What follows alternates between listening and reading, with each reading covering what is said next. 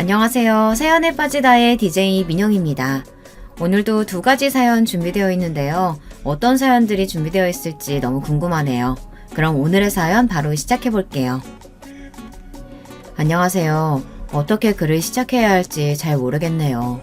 워낙 글솜씨가 없어서 제 사연이 여러분께 잘 전달이 될지는 모르겠지만 최대한 기억을 잘 더듬어 조리 있게 써내려가 보겠습니다.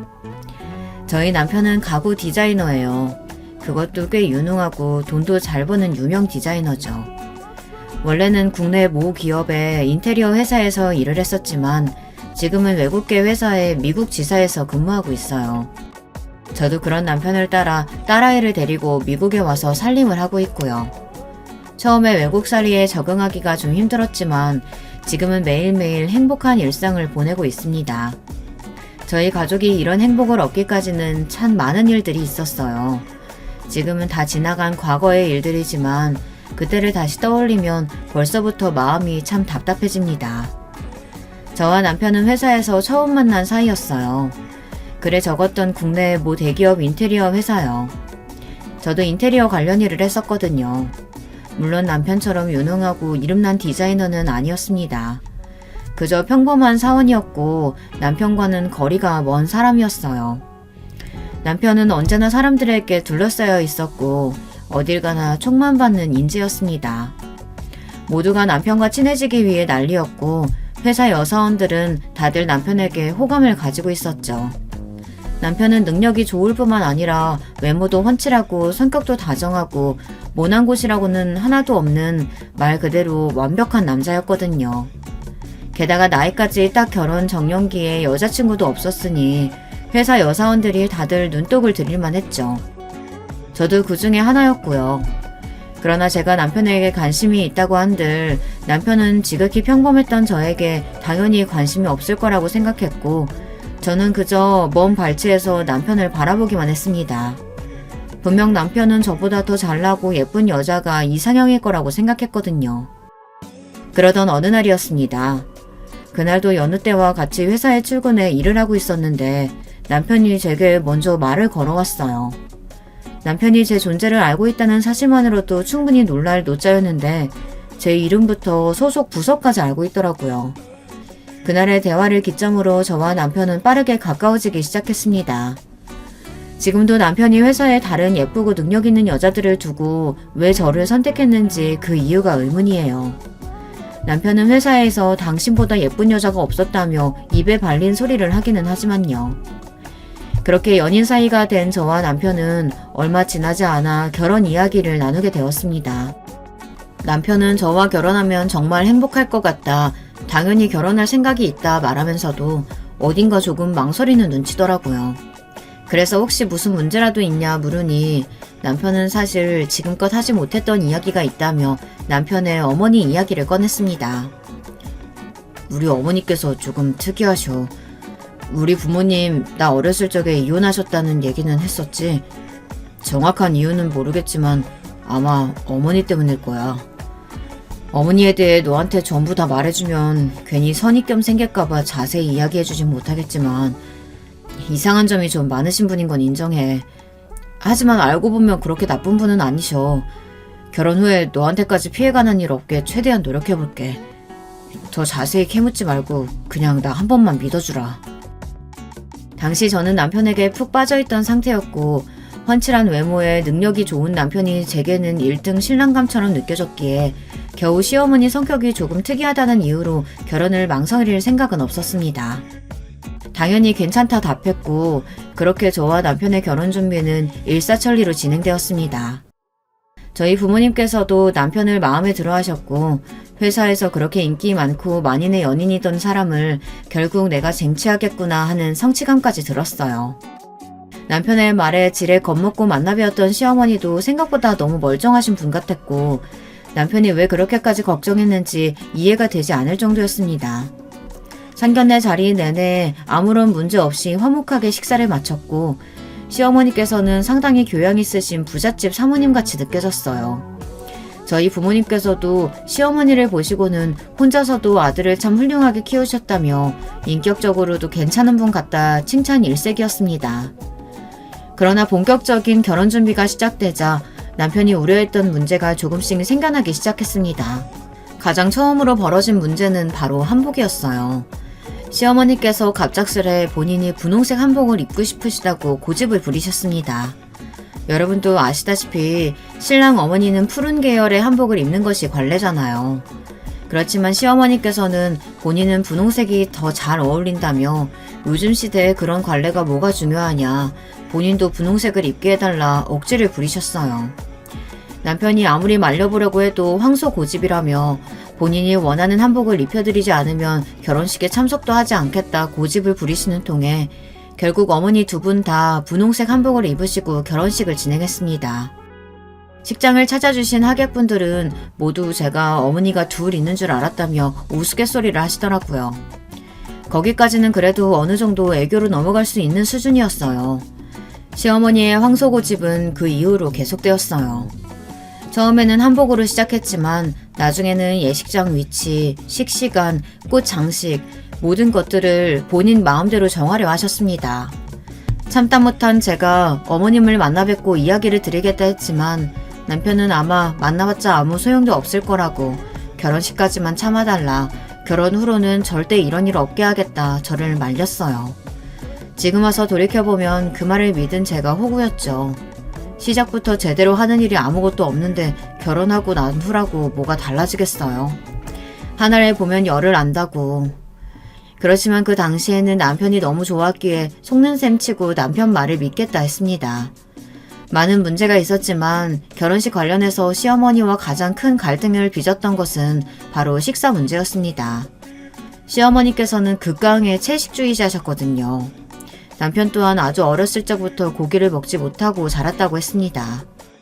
그래서 초등학교 시절에는 남들보다 키도 작고 엄청 마른 체형이었다고 하더라고요. 급식에서 나온 고기도 일절 손을 못 대게 하셨지만 남편은 그런 시어머니의 눈을 피해 밖에서 몰래 고기를 먹었다고 해요. 그 덕분인지 지금은 키도 훤칠하고 건장한 체격이지만 여전히 시어머니께서 남편이 고기를 먹는 것을 너무나 싫어하시고 그 문제로 몇 번 말다툼도 해봤지만 도저히 답이 없어서 시어머니 앞에서는 채소만 먹으며 장단을 맞춰드리고 있다고 했습니다. 시어머니께서는 남편의 식단에 참견하는 것도 모자라 결혼식 뷔페까지 전부 채식으로 만들어야 한다고 주장하셨어요. 여러분께서는 이 상황이 이해가 가시나요? 아무리 본인이 채식주의자라고 해도 그렇지 저희 결혼식을 찾아주시는 하객분들이 시어머니 때문에 풀만 뜯어먹고 가실 이유는 없잖아요. 게다가 결혼식에서 가장 중요한 것은 신랑도 아니고 신부도 아니고 다름 아닌 식사라는 것을 여러분도 모두 잘 알고 계실 거라고 생각합니다. 채식 뷔페라니 생각만으로도 너무나 끔찍하고 하객분들에게 예의가 아닌 행동이라 느껴졌어요. 시어머니께서는 몹시 강경하셨지만 저도 이것만큼은 절대 양보할 수가 없었고 식장 측에서도 따로 채식 뷔페는 준비해주기 어렵다는 의견을 전달해 결국 뷔페는 원래대로 진행하게 되었습니다. 그때 이상함을 느끼고 결혼 준비해서 발을 뺐어야 했는데 도대체 사랑이 뭐라고 그렇게 눈이 멀었는지 모르겠어요. 완전 불나방이 따로 없었죠. 말도 많고 탈도 많던 결혼식이 어찌어찌 끝나고 신혼생활이 시작되었지만 신혼생활은 제가 상상했던 것만큼 달콤하고 행복하지는 않았습니다. 저는 결혼 후에도 계속해서 회사를 다닐 생각이었지만 시어머니의 생각은 조금 달랐던 모양이에요. 시어머니께서는 여자는 집에서 살림을 하는 게 맞다. 남편이 멀쩡히 잘 살아있는데 무슨 여자가 바깥으로 나도나면서 그냥 집에서 살림이나 하고 남편 뒷바라지나 하라고 제 회사 복귀를 막으셨습니다. 남편 또한 돈은 본인이 벌어올 테니 제가 집에서 살림을 해주길 바라는 눈치였고요. 조금 아쉽기는 했지만 남편이 유능하고 벌이도 좋은 사람이었으니 크게 고집 부리지 않고 회사를 그만두었어요. 저희가 신혼생활을 시작했던 곳은 신축 아파트였는데요. 시댁과는 엎어지면 코다울 거리였고 시어머니께서는 아침에 눈을 뜨시자마자 저희 집으로 오셔선 저녁을 먹고 잠들기 직전까지 계시다 가시기 일쑤였습니다. 따로 살았지만 사실상 거의 모시고 사는 수준이었고 스트레스가 극심했어요. 시어머니의 남편에 대한 집착은 정말 상상 초월이었습니다. 드라마나 영화에서만 보던 못된 시어머니의 정석이었어요. 세상에 이런 사람이 정말 존재하는구나 싶었죠. 같은 밥을 먹어도 남편 입에 들어가는 건 가장 귀한 것들로만 골라서 먹이시고 제 입에 들어가는 건 걔도 못 먹을 만한 것들이어도 전혀 신경 쓰이지 않는 모양이었습니다. 매일같이 본인 아들이 아침에 뭘 먹고 나갔는지 어떤 옷을 입고 나갔는지 확인하는 건 기본이었어요. 그 중에서도 가장 스트레스가 받는 것은 역시나 바로 시어머니의 극심한 채식 사랑이었습니다. 시어머니께서는 남편뿐만 아니라 저에게도 채식을 강요하셨고 매일같이 저희 집에 드나드시니 몰래 고기를 먹을 틈도 없었어요. 저는 원래 고기를 워낙 좋아하는 사람이에요. 친구들이 다이어트다 뭐다 하며 샐러드 같은 야채들만 먹을 때도 전 한 번도 쳐다본 적이 없을 정도입니다. 밥상에 고기 반찬이 없으면 밥이 안 넘어가는 사람인데 결혼하고 나서부터는 극성맞은 시어머니 때문에 두부 넣은 시래기 된장국에 나물들만 먹고 사려니 진짜 미치고 돌아버릴 노릇이었어요. 사람이 먹는 즐거움이 정말 크잖아요. 제대로 먹지 못하니 너무 힘들고 잠도 잘 못 자겠고 시어머니가 집으로 돌아가신 후에 야식으로 먹으면 되질 않느냐 생각하실 수도 있지만 시어머니께서는 매일같이 9시, 10시나 되어서야 집을 나서셨고 밤늦게 뭘 먹는 것도 한두 번이지 매일 야식을 먹으면 다음날 소화도 안 되고 속도 안 좋고 무엇보다도 제가 좋아하지도 않은 음식들을 매일같이 차려대고 메뉴를 구성하는데 채식밖에 할 수 없다는 사실이 제일 스트레스 받는 부분이었습니다. 게다가 밥 먹을 때마다 어찌나 채식 거리며 고기 먹는 사람들을 싸잡아서 비하하고 욕하시는지 귀에서 피가 나는 기분이었어요. 고기 먹는 사람들은 전부 다 야만인이야. 돼지며 소며 걔네가 우리랑 같은 생명이지 다른 생명이니? 사람들이 사람들을 잡아먹지는 않잖아. 인간이 왜 짐승이 아니라 사람인데? 교양이 있기 때문이잖아. 고기 먹는 인간들은 전부 인간이 아니라 짐승이나 마찬가지다. 그만큼 교양 없이 격떨어지는 인간들이란 뜻이지. 우리는 그런 인간들이랑 똑같아서는 안 돼. 네가 채식에 불만 있는 건 알고 있다. 그동안 살아온 긴 세월 동안 야만적인 고기의 맛에 길들여져서 그런 거겠지. 지금은 힘들어도 조금만 버티면 입맛이 채소 본연의 맛에 맞게 바뀌게 될 거다. 그때까지 무슨 일이 있어도 고기 같은 건 일체 입에 대지도 마라. 우리 아들 봐봐. 어렸을 적부터 채소만 먹여서 키웠더니 생긴 것도 훤칠하고 두뇌도 명석하지 않니? 고기 같은 적은 음식 먹고 자란 너랑 다르게 훌륭하게 성장한 거야. 그럴 때마다 남편이 옆에서 좀 거들어주면 좋으련만 남편은 얄밉게 찍소리도 안 하고 밥만 먹었습니다. 결혼하면 최대한 저한테 피해가 안 오게 막아준다던 남편은 여전히 결혼식 때처럼 아무것도 하는 일이 없었어요. 시어머니 앞에서는 한마디도 못하고 뭐든 내내 거리면서 시어머니 말이면 죽는 신용이라도 할 기세였습니다. 그러면서 시어머니께서 집으로 돌아가신 후 새벽에 야식으로 치킨을 시켜달라느니 라면을 끓여달라느니 뻔뻔하게 부탁하는 모습을 보면 우라가 치밀었어요. 어머니께서 그렇게 채식으로 키웠다는 남편이 뒤로는 치킨이며 라면이며 원하는 대로 다 먹고 다닌다는 사실을 콱 불어버리고 싶을 정도였습니다. 남편이 괜히 내 편이 아니라 남편이라고 불리는 게 아니더라고요. 게다가 시어머니의 문제는 채식뿐만이 아니었습니다. 앞으로 이야기할 것들에 비하면 사실 채식 정도는 귀여운 수준이라고 할 수 있었죠. 일단 시어머니께서는 외모에 대한 집착이 너무나도 심했습니다. 물론 여자들은 나이를 먹어도 다 똑같은 거 알고 있어요. 저부터도 한 아이의 엄마가 되었지만 여전히 꾸미는 데에 관심도 많고 외모를 신경 쓰니까요. 하지만 시어머니께서는 외모 욕심이 과해도 너무나 과하셨습니다. 아침 저녁으로 오이팩을 하시질 않나, 피부에 좋다고 우유를 들이채로 사와서 우유 목욕을 하시지 않나, 채식주의자라면서 생명을 아까워하신다는 분이 소들을 착취해서 짜낸 우유를 사용해도 아무렇지 않으신 모양이었습니다. 그저 본인 입에만 안 들어가면 다인가 싶었어요. 게다가 각종 밍크코트며 어울리지도 않는 명품 옷들을 홈쇼핑에서 나오기만 하면 중독자처럼 사들였어요. 저보다 옷이 더 많을 정도였습니다. 생명을 아껴야 한다며 목을 부르짖어 채식을 외치시던 분이 밍크코트가 웬 말인가요? 이 얼마나 어불성설인가요? 시어머니께서는 본인 입으로 들어가는 생명은 안타깝고 본인 몸에 걸치는 생명은 전혀 안타깝지 않으셨는지 매일같이 가죽옷을 사들이셨어요. 물론 거기까지는 본인의 취향이니 조금 모순적인 부분이 있어도 그러려니 하고 넘어갈 수도 있었습니다. 하지만 가장 큰 문제는 시어머니께서 비싼 옷과 가방들을 사들이시는 돈이 전부 남편 주머니에서 나오는 것들이라는 사실이었어요. 남편은 그동안 어머니께서 본인을 혼자 키우시며 고생을 많이 하셨으니 이 정도는 생활비 개념으로 드리는 걸로 이해해달라 부탁했지만 제가 느끼기에는 생활비 정도가 아니었어요.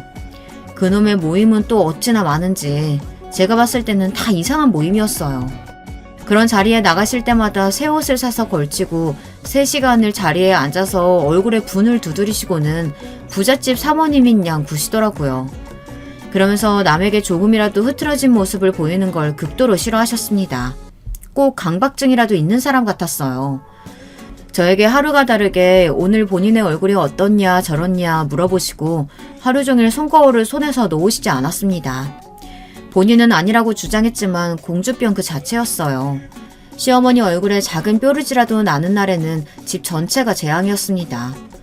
하루 종일 그 뾰루지를 들여다보며 괜찮아졌니 어쨌니 얘기를 늘어놓으시고 이것 때문에 얼굴이 다 망했다느니 소리를 지르시질 않나 갑자기 우시지를 않나 처음엔 그런 시어머니의 모습을 봤을 때는 좀 불경스러운 말이지만 치매가 오신 줄 알았어요. 보통 노년의 여성이 얼굴에 뾰루지 하나 났다는 이유로 사춘기 소녀처럼 속상해하지는 않잖아요. 그만큼 제 눈에는 시어머니의 모습이 정상적인 사람처럼 보이질 않았습니다. 이런 시어머니의 예민한 기질은 외모뿐만이 아니라 다른 곳에도 똑같이 적용되었어요.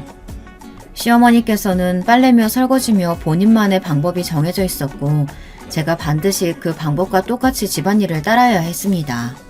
접시 놓는 자리, 국그릇 놓는 자리가 따로 있을 정도였고 제가 어쩌다 그렇게 하지 않고 다르게 그릇을 놓으면 불같이 화를 내시며 자리를 왜 지키지 않았냐고 짜증을 내셨어요. 빨래 또한 본인 방법대로 개놓지 않으면 아무렇게나 펼쳐서 저에게 던지시면서 다시 접으라고 고래고래 소리를 지르셨습니다. 무슨 강박증 환자도 아니고 도대체 내가 왜 이렇게까지 해야 하나 싶어 남편에게 이야기를 꺼내봐도 우리 어머니 유별나시다고 했잖아. 결혼 전에도 다 이야기했었는데 왜 이제 와서 모르는 척 이야기하냐? 뻔뻔한 대답뿐이었고 너무 짜증이 났어요. 제 손으로 선택한 남편이지만 너무나 후회스러운 기분이었습니다. 저런 인간 뭐가 좋다고 뭘 믿고 이런 생지옥에 스스로 걸어 들어왔나 싶었죠. 다른 것들은 다 그렇다 치고 100번 참고 넘어가도 근본적으로 가장 견딜 수 없었던 것은 바로 저에 대한 무시와 폭언이었습니다. 시어머니께서는 본인 아들을 너무나 사랑하시는 분이었고 아마 이 세상 어떤 여자를 데려와도 본인 아들이 더 아깝다고 말할 만큼 아들에 대한 자부심이 대단하셨어요. 어떻게 처음 인사드리러 갔던 날 그렇게 인자한 얼굴로 아무렇지도 않은 척 연기를 하실 수 있었는지 신기할 따름이었습니다. 틈만 나면 저에게 본인이 어떻게 아들을 키워냈는지, 이혼한 후 어떤 고생들을 하며 지내셨는지 옛날 이야기들을 쏟아내셨고 하도 들어서 이야기 패턴까지 다 기억할 정도입니다. 남편하고 갈라서고 나서 세상이 얼마나 막막하던지, 요즘 같은 세상에야 여자들이 아무렇지 않게 남자들처럼 대접받고 살아가지, 나 때만 해도 여자들은 혼자서는 아무것도 못하는 존재였다. 나 하나 되니까 이렇게 네 남편을 훌륭하게 키워낸 거야. 그때 엄마들 봐라. 고기랑 가공식품이 얼마나 몸에 안 좋은지도 모르고 소세지며 라면이며 지들 자식한테 아무렇지도 않게 먹이니 애들이 그렇게 매가리도 없고 볼품없게 자라지. 난 그때부터 선견지명이 있었던 거야. 우리 아들 봐봐라. 얼마나 잘 컸니? 얼굴도 잘생겨, 키도 커, 공부도 잘해. 성격도 어쩜 저렇게 좋아. 아유, 어쩜 저렇게 나를 쏙 빼닮았는지 몰라. 이게 다 내가 어렸을 적부터 채식을 시켰던 탓이다.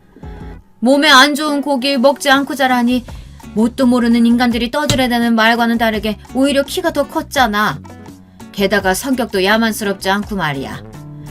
아유, 그에 반해 너는 아유, 어렸을 적부터 얼마나 고기를 먹고 자랐는지 뻔히 보인다 보여.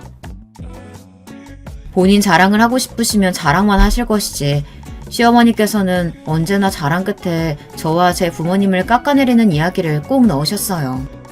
그렇게 선견지명이 있으시고 남들과는 다르시다는 분이 듣는 사람 기분 하나를 생각 못 하시는지, 아니면 기분이 나쁘든 말든 신경 쓰지 않으시는 건지는 모를 일이지만 당연히 듣는 저로서는 그닥 유쾌한 경험은 아니었습니다.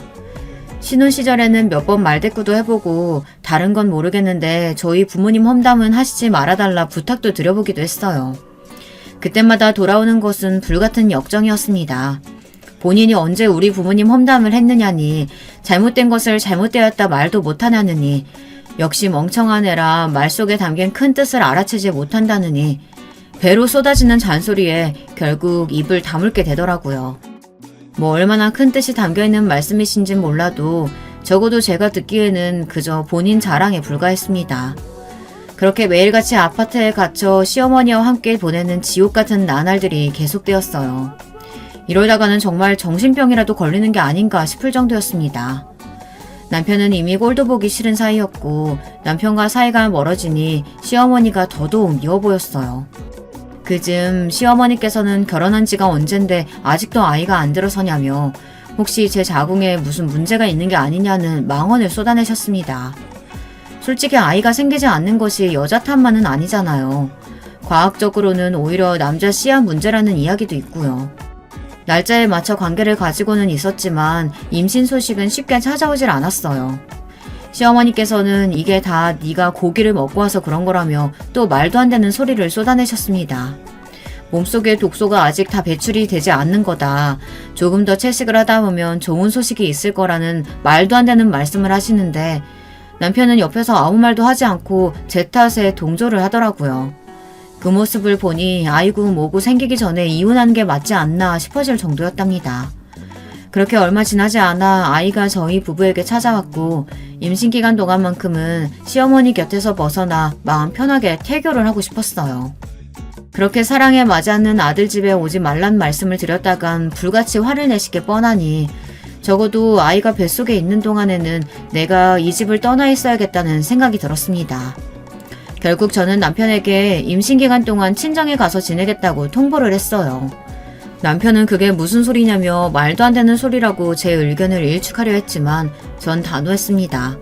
이 집에서 시어머니와 함께 지냈다가는 들어선 아이도 질려서 도망갈 거라고요. 임신한 동안에만이라도 마음 좀 편하게 지낼 수 있게 해달라는 말에 남편은 결국 저의 친정행을 허락했습니다. 사실 허락한다는 말도 우스워요. 남편이 제 윗사람도 아니고 제 행동을 일일이 보고하고 허락받을 필요는 없죠. 그러나 그때는 저도 모르게 그렇게 생각이 되었나 봐요. 매일같이 하는 일이 집에서 시어머니의 아들 자랑을 들으며 여자는 살림을 해야 한다, 남자 뒷바라지를 하기 위한 존재다 하는 이런 쓸데없는 이야기를 듣는 것이었으니까요. 아마 임신 기간 동안 친정에서 지내지 않고 시어머니와 계속해서 시간을 보냈다면 태교에도 큰 문제가 있었을 거예요. 친정에서 보낸 10달은 정말 행복한 시간이었습니다. 멀쩡한 남편과 시댁을 두고 친정으로 돌아오겠다는 제 말에 부모님께서는 처음에는 의아한 반응을 보이셨어요. 그동안 부모님께는 제가 결혼 생활을 하며 겪은 수모와 시어머니의 이상한 점들에 대해 일부러 말씀을 드리지 않았거든요. 하나뿐인 딸이 남들보다 일찍 결혼해서 집에서 살림만 하며 지내는데 그마저도 행복하지 않는다는 이야기를 전해 들으시면 얼마나 속이 상하시겠어요. 부모님께서는 혹시 남편과의 사이에 문제가 있냐, 싸웠냐, 아니면 시어머니께서 구박을 하냐 걱정 섞인 질문들을 던지셨지만 저는 그저 고개를 가로저었습니다. 결혼 생활에는 아무 문제가 없고 그저 임신 기간 동안만큼은 조금 편하게 지내고 싶어서라고 답했어요. 아무리 남편과 사이가 좋고 시어머니께서 잘 대해주신다고 하더라도 제가 평생을 자라온 친정과는 비교가 되지 않을 테니까요. 제 말에 어머니께서는 조금 의문이 남으신 표정이었지만 물어봤자 제가 대답하지 않을 거라고 생각하셨는지 더 이상은 캐묻지 않으셨습니다. 그렇게 딸아이를 출산하기까지 10달 정도를 친정부모님과 함께 마음 편하게 보냈어요. 여느 부모 자식 사이가 그렇듯 자라오면서 항상 사이가 좋고 다정하기만 한 모녀 관계는 아니었지만 시어머니와 비교하면 친정어머니는 천사가 따로 없더라고요. 항상 듣기 싫다고만 생각했던 어머니의 잔소리가 천사의 노랫소리처럼 감미롭기까지 했습니다. 때 되면 어머니께서 임산부에 좋은 음식으로 밥을 차려주시지 빨래며 설거지며 본인은 손 하나 까딱하지 않으시면서 트집만 잡아대는 시어머니가 없으니 정말 살 것 같더군요. 그렇게 꼴보기 싫던 남편도 오랜 기간 떨어져 지내니 조금은 보고 싶기도 하고요. 미운 정이 들었던 거겠죠. 남편은 매일같이 문자며 전화로 잘 지내고 있냐 안부를 물어왔고 연애 때처럼 다정하게 굴기도 했습니다. 역시 있을 땐 모르더니 제가 없어지니 소중함이 더 느껴지는 모양이더라고요. 남들은 임신기간이 힘들고 어려웠다고 하지만 저는 딸아이를 뱃속에 품고 있었던 그 10달의 시간이 참 짧게 느껴졌습니다. 몸은 조금 고될지더라도 마음이 편한 게 낫더라고요. 출산 후 아이를 데리고 다시 시댁으로 돌아가는 발걸음이 어찌나 무겁던죠. 굳이 언급하지는 않았지만 당연히 임신기간 동안 친정에서 시간을 보낸다는 것부터 시어머니께서는 반대가 극심하셨어요. 뱃속에 우리 아들 씨아들에게 악영향이 가면 어쩌냐는 말부터 제가 친정에 머무르던 동안 하루에 한 번씩은 꼭 전화를 해 제가 고기를 먹고 있는지 확인하셨습니다. 게다가 각종 이상한 미신들을 말씀하시며 그래야 아이를 낳는다더라. 그래야 복중 아이가 더 건강해진다더라. 아침 저녁으로 본인이 알려주신 이상한 행위들을 꼭 실천하라 말씀하셨고 매일같이 인증사진을 찍어 보내라 저를 닥달하기도 하셨습니다. 그러나 제가 미쳤다고 친정까지 가서 시어머니 말에 휘둘리겠어요. 시어머니께는 채식을 하고 있다 걱정하시지 말라 말씀드려놓고는 어머니가 끓여주시는 소고기 미역국을 마음껏 먹었죠. 임산부가 채소만 먹으면 쓰겠나요? 그러다가 아이를 낳기도 전에 제가 먼저 골로 갈지도 모르는 일인데 말입니다. 당연히 시어머니께서 저한테 시키신 이상한 미신 행위들도 일체하지 않았지만 어머니께는 잘하고 있다 거짓말을 했어요. 본인 눈앞에 없으니 어떻게 확인을 하겠어요. 솔직히 여러분은 그런 미신을 믿으시나요? 아들 낳으려면 이래야 한다더니 저래야 한다느니 하는 것들이요.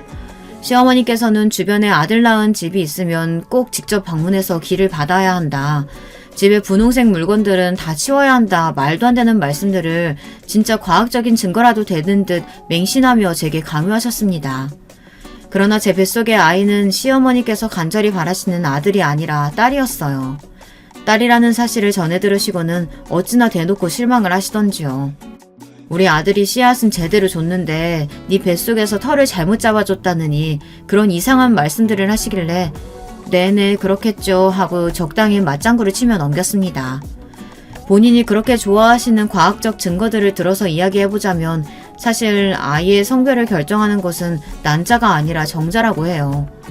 결국 시어머니께서 그렇게 자랑하시는 아들이 제게 준 씨앗이 애초에 딸이 될 종자였다는 뜻이죠.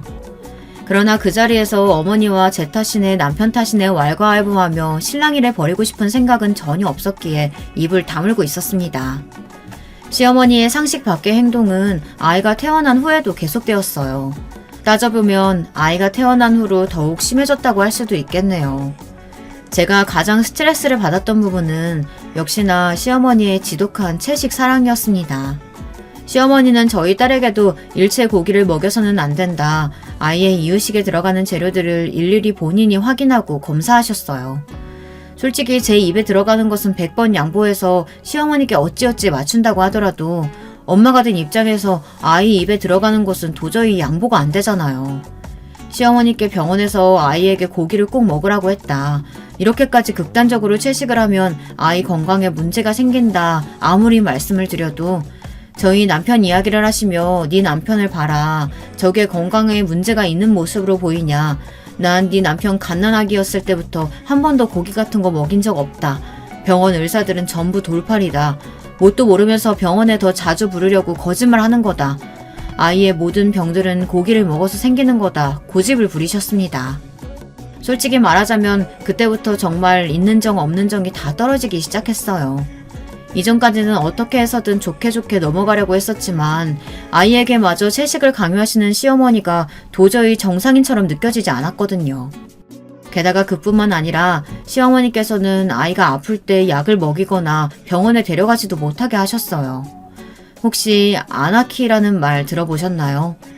약 안 쓰고 아이를 키우기의 준말로 말 그대로 약을 안 쓰고 아이를 키우는 사람들을 칭하는 용어예요. 시어머니께서는 아픈 아이를 병원에 데려가 치료하지 않고 자연치유를 한답시고 끙끙 앓게 두면서 아이가 몸 공부를 하고 있다고 말도 안 되는 주장을 하셨습니다. 무조건 맞아야 하는 필수 백신들도 소리를 고래고래 지르면서 절대 맞아서는 안 된다고 고집을 부리셨어요. 저도 그런 부분들에 대해서는 도저히 어머니께 져드릴 수가 없었습니다. 특히 제가 가장 어머니와 마찰을 자주 빚었던 부분은 바로 관장이었습니다. 네, 여러분께서 알고 계시는 그 관장이요. 너무나 작고 여리고 소중한 아이에게 관장이라뇨. 상상만 해도 끔찍하고 말이 안 되는 행위였지만 어머니께서는 아이가 열이 오를 때마다 뱃속에 독소가 들어서 그런 거라며 관장을 해야 한다 고집을 부리셨습니다. 다행히도 남편 또한 채식까지는 어찌어찌 어머니 고집에 맞추고 있었지만 아이를 병원에 데려가지 않고 이상한 방법으로 치료하려 하시는 시어머니의 행태까지는 이해가 불가능했는지 그만 좀 하시라며 제 편을 들었어요. 만약 남편마저 시어머니의 장단에 맞춰 아이에게 이상한 짓을 하려고 했다면 저는 더 이상 참지 못하고 그대로 이혼을 결심했을 것 같아요. 시어머니께서는 본인이 주장한 치료법들이 하나같이 먹히지 않자 그러다 후회할 거다. 원래 사람 몸은 자연적으로 다 치유가 되는 것인데 어렸을 적부터 약에 의존하여 살다 보면 나약해지는 것이라 혀를 차셨습니다. 어머니 제발 좀 그만하세요. 그러는 어머니께서는 어렸을 적에 아프면 약도 드시고 병원도 가셨을 거 아니에요. 그리고 제 남편은요?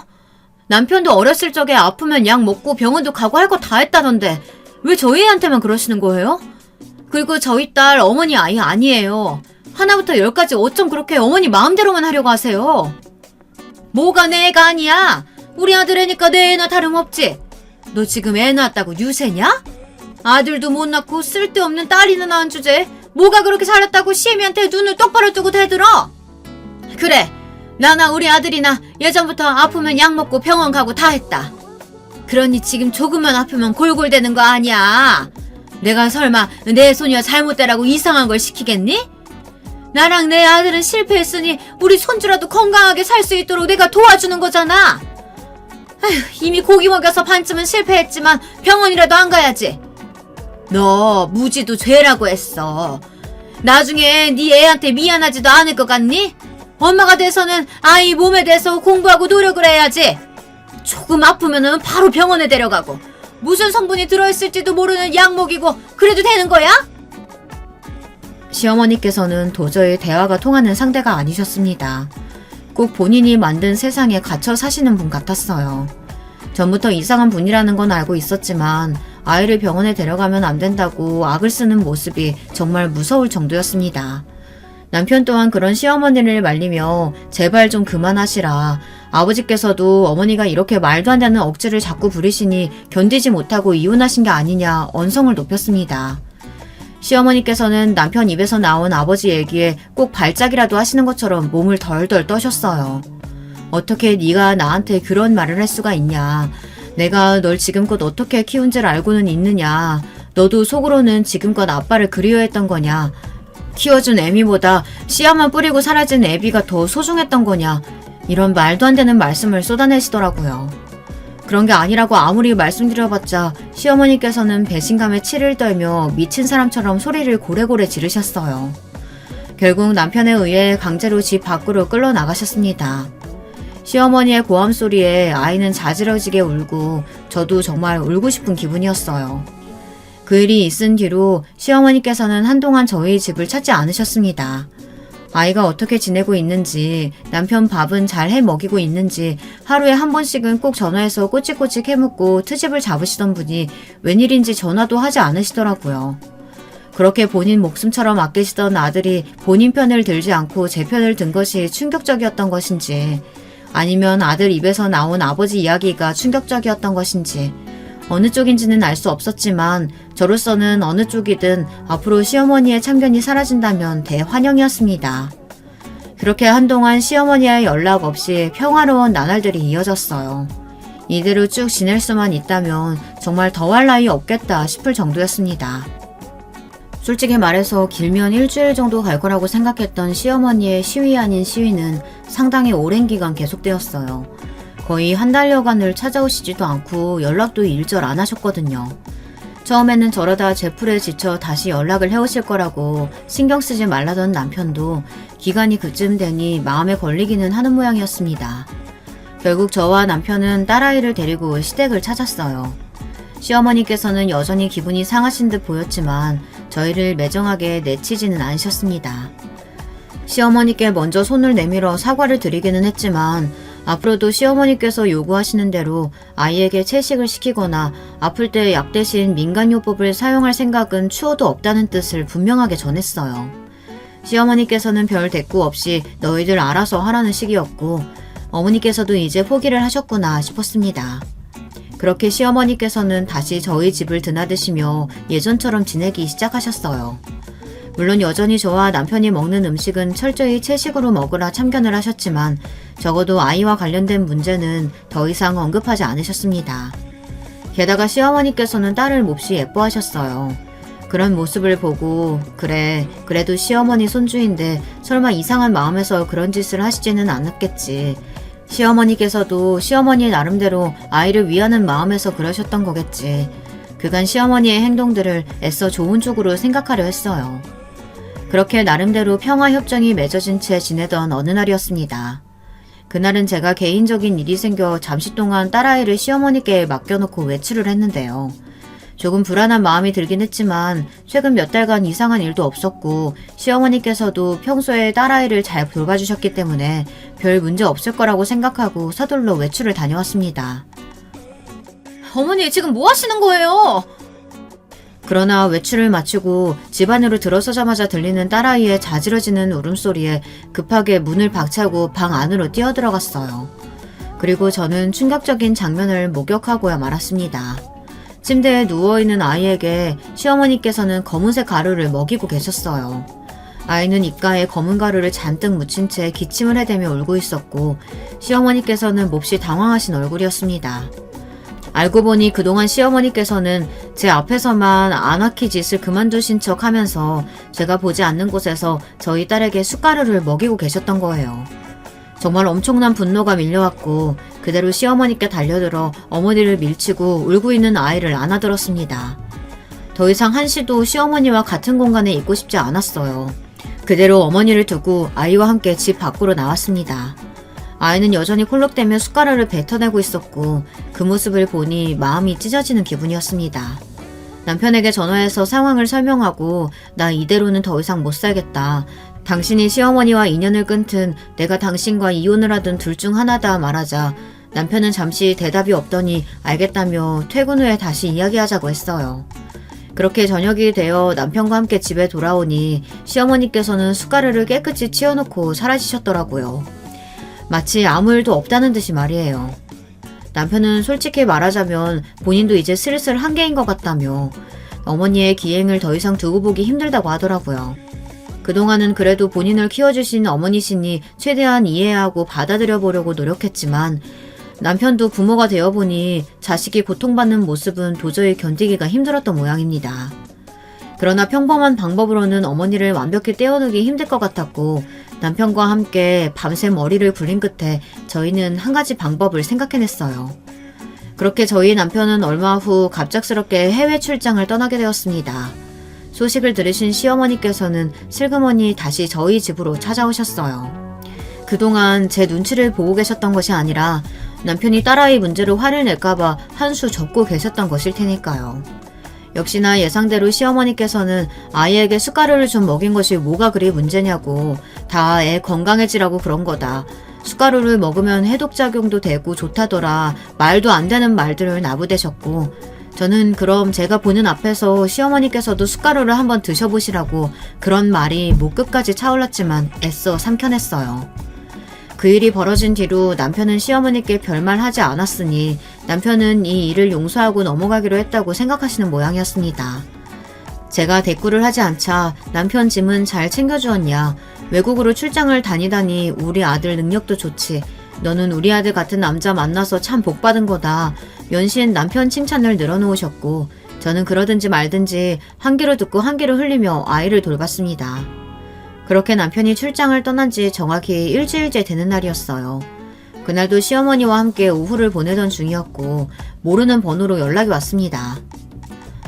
대호씨 아내분 맞으신가요? 이런 소식 전해드리게 되어서 정말 유감입니다.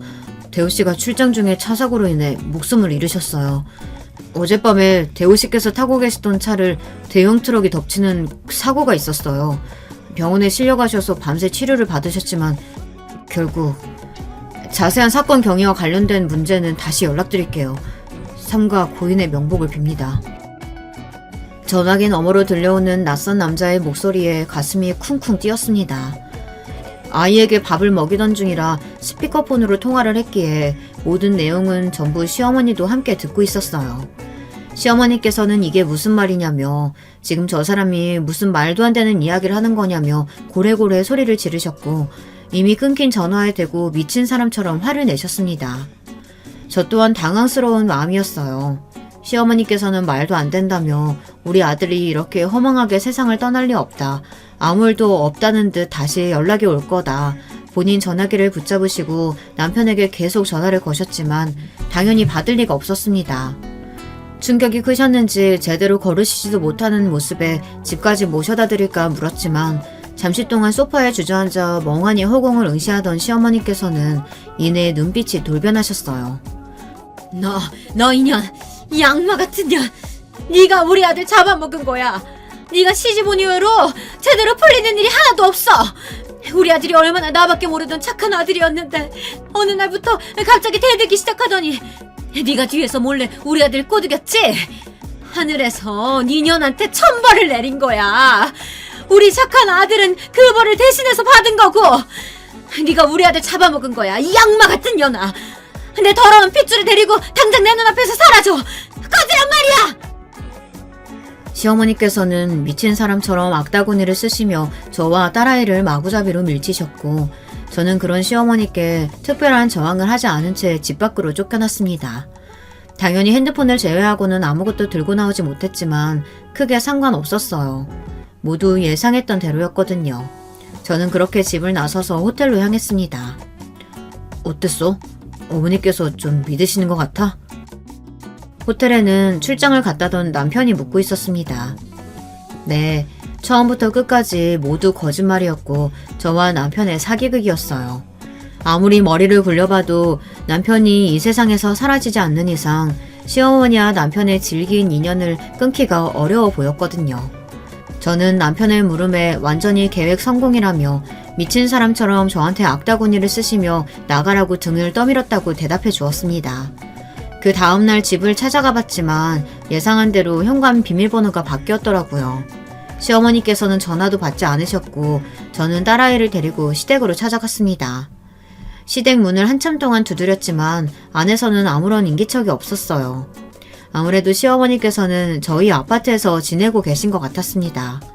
계획을 확실히 마무리 짓기 위해서는 시어머니와 단판을 지어야 했기에 다시 아파트를 찾아가 벨을 눌렀습니다. 안에 계신 거 다 안다. 얘기 좀 하자. 최대한 불쌍한 목소리를 내며 한참 동안 사정을 하니 드디어 문을 열어주시더라고요. 아들도 죽은 마당에 내가 너랑 얼굴 마주하며 살아야 할 이유가 뭐가 있니? 너한테 넘겨줄 유산이며 재산 아무것도 없으니까 뭐 받아갈 생각하지 말고 조용히 사라져라. 네가 우리 아들 잡아먹은 건 하늘에서 내리신 천벌이라 생각하고 참아줄 테니까.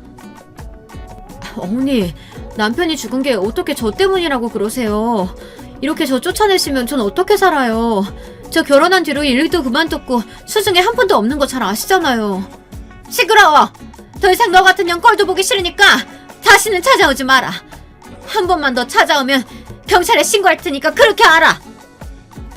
그렇게 아파트 문이 쾅 닫혔고 완벽한 계획 성공이라는 생각에 저도 모르게 웃음이 나왔습니다. 시어머니께서 남편의 재산을 다 가져가셨다고 하지만 사실 시어머니가 가지고 가신 돈은 남편 재산의 극히 일부였거든요. 시어머니께서 남편의 돈으로 명품들을 사드렸다고 했던 거 기억하시죠? 평소 시어머니께서는 저를 믿을 수 없다며 남편의 월급을 본인이 관리하셨어요. 시어머니께서는 남편의 월급과 재산을 전부 본인이 통제하고 있다고 생각하셨지만 사실 시어머니가 가지고 계셨던 것은 하도 본인이 돈 관리를 하시겠다 고집을 피우시는 통에 만들어드렸던 가짜 월급 통장이었습니다. 진짜 돈을 모아두던 통장은 따로 제가 관리하고 있었고 시어머니께서 가지고 계시던 통장에 들어있는 금액과 비할 바가 못 되었어요. 시어머니께서는 이 사실을 아실 리가 없으셨으니 본인이 남편의 모든 재산을 다 가져갔다고 생각하실 테고 제게서 더 뜯어낼 것이나 상의할 문제가 없다고 생각하실 테니 더 이상 저에게 연락을 하지 않으실 거라고 예상했습니다. 역시나 예상대로 그 뒤로 시어머니께서는 제게 일절 연락이 없으셨어요. 이러기를 바라고 진행한 계획이었긴 했지만 그래도 제 딸아이 있는 시어머니 핏줄이기도 한데 한편으로는 지독하게 매정하다는 생각이 들기도 했습니다. 그 뒤로 저희 가족은 1년여간 시어머니의 간섭 없이 평화롭고 행복한 일상을 보냈어요. 시어머니 한 분 사라진 것 뿐인데 남편과 연애 시절로 돌아간 것처럼 너무나 사이가 좋아지더라고요. 남편은 결혼 전 약속했던 것처럼 시어머니의 호감과 기행들을 막아주지 못했던 것을 몹시 미안해했고 앞으로는 평생 동안 저를 위해 달라진 모습으로 살겠다 약속했습니다. 한때는 남편이 정말 남의 편이라도 된 것처럼 미웠을 때도 있었는데 금세 이렇게 사이가 다시 좋아지니 사람 일은 참 알다가도 모르는 거구나 싶었죠. 그러다 글 서두에 말씀드렸던 것처럼 남편이 좋은 기회로 외국계 회사에 미국 지사에 입사할 수 있게 되었고 남편과 상의한 끝에 시어머니께 마지막 인사를 드리고 가기로 했어요. 지금까지는 같은 한국 땅에서 지내며 마주칠 일이 생길지도 모르니 죽은 척하고 인연을 끊고 살았지만 미국으로 떠나게 되면 다시는 한국으로 돌아올 일이 없을 테니 자식된 도리로서 마지막 인사는 드리고 싶다고 하더라고요. 공항으로 떠나기 전 1년 만에 다시 찾은 시댁은 여전했습니다. 아니, 네가 어떻게... 시어머니께서는 죽은 줄로만 알고 있었던 본인의 아들을 보고 완전히 유령이라도 보신 듯한 반응이었습니다. 다리에 힘이 풀리셨는지 그대로 바닥에 털썩 쓰러지시는 통에 남편이 급하게 어머니를 잡아 일으켰어요. 어차피 마지막 인사를 드리러 온 마당에 굳이 지금까지 있었던 일을 설명드릴 필요도 죄송하다는 말을 드릴 필요도 없다 생각했고 남편은 덤덤하게 지금껏 혼자서 저를 키우시느라 고생 많으셨다. 자식된 도리로서 마지막 인사는 드리고 가는 게 맞을 것 같아서 찾아왔다. 우리 가족 셋이서 미국으로 떠나기로 했다. 어머니께 남겨드린 재산과 아파트는 그동안 저를 키워주신 것에 대한 최소한의 성이다. 부디 건강하게 지내시길 바란다. 짧은 인사를 남기고 그대로 몸을 돌렸습니다. 시어머니께서는 저희가 떠날 때까지 현실이 믿기지 않는다는 듯한 얼굴로 멍하니 저희를 바라보기만 하셨어요. 그렇게 시댁을 떠나 공항으로 가는 길 내내 마음이 가볍지만은 않았어요. 남편도 마찬가지였는지 저희 둘은 아무런 대화를 나누지 않았습니다. 그러나 막상 미국에 도착하고 나서는 시어머니를 떠올릴 새도 없이 새로운 환경과 새로운 사람들에 적응하느라 정신이 없었어요. 남편은 새로운 직장에 적응해야 했으니 저보다 더 바쁜 나날들을 보냈습니다. 세월이 흐른 지금 저희는 완벽히 이곳 생활에 적응했고 몹시 행복한 일상을 보내고 있습니다. 가끔은 한국에서 홀로 지내고 계실 시어머니가 문득 떠오르기도 하지만 결코 그분이 그립지는 않아요. 그건 남편도 마찬가지라고 하더라고요. 다시는 시어머니와 함께 지내던 그 시절로 돌아가고 싶지 않다고요. 저희에게 이제 시어머니는 한때 함께 했었던 완벽히 과거에만 존재하는 사람이 되었습니다. 앞으로 굳이 그때의 일을 회상하지도 시어머니를 떠올리며 조금이나마 죄책감을 느끼지도 않으려고 해요. 그 모든 일들은 본인께서 자초한 일이니까요. 최대한 조리 있게 글을 적어보려고 노력했는데 내용이 잘 전달되었는지 모르겠네요. 곧 남편이 퇴근해서 돌아올 시간이라 이제 저녁을 준비하러 가보렵니다. 제 이야기를 들어주신 모든 분들 감사드려요. 여러분, 두 번째 사연 시작하기 전에 좋아요, 구독 꼭 눌러주실 거죠? 그럼 두 번째 사연 바로 시작합니다. 안녕하세요. 저는 세상 돌아가는 얘기에 관심이 워낙 많아서 사연 듣는 것도 좋아하는 사람입니다. 출산율 박살났다고 몇 해 전부터 뉴스에서 지겹도록 떠들어댔잖아요. 학생이 없어서 폐교되는 학교가 늘어나는 걸로도 체감이 되지만 십수년 전보다 확실히 결혼하는 커플의 수가 줄어들어서 저는 체감이 딱 드는 것 같아요. 아예 초혼 연령대가 30대로 진입했다고 하니 20대 초중반이면 거의 다 결혼하는 추세였던 시대를 지나오신 분들이라면 격세지감이 일듯 싶어요. 저도 결혼하던 때에 일찍 시집 간다는 소리 좀 들었답니다. 당시 제가 27 늦봄에 결혼했으니 지인들에게 결혼 소식을 알린 건 26이었네요. 조금 부끄러운 이야기지만 저는 가까운 지인의 수가 많지 않은 편이에요. 어렸을 때는 내성적인 어린이였으며 사춘기를 지나고 나서부터는 낯을 꽤 가리는 성격이었거든요. 그 탓인지 사람을 폭넓게 사귀지를 못했어요. 여러 사람을 만나고 인맥을 쌓는 것보다는 저와 잘 맞는 극소수의 인물들과 함께 그나물의 그 밥 모양새를 유지하는 게 더 편했었네요. 남편은 이런 저와는 다르게 발이 넓은 편이었어요. 소위 마당발이라고 하죠. 그런 사람이었고요. 대신에 학창 시절엔 좋은 친구들을 많이 사귀지 못했던 건지 결혼식에 학교 동창들은 거의 안 보이다시피 했던 것으로 알아요. 오빠, 저번에 중학교 때 같이 다녔던 친한 친구들 있다 그러지 않았어? 오빠 포함 5이서 독수리 오형제라고 칭하면서 학교 활보했었다며. 결혼식에는 부를 줄 알았는데 혹시 한 명도 안 온 거야? 그게 다들 먹고 살기 바쁜가 봐. 결혼한다는 얘기는 전해줬는데 참석하기는 어렵다고들 그러더라. 어찌나 아쉬워하던지. 그래? 그러면 오빠 편으로 축의금만 보내왔겠네?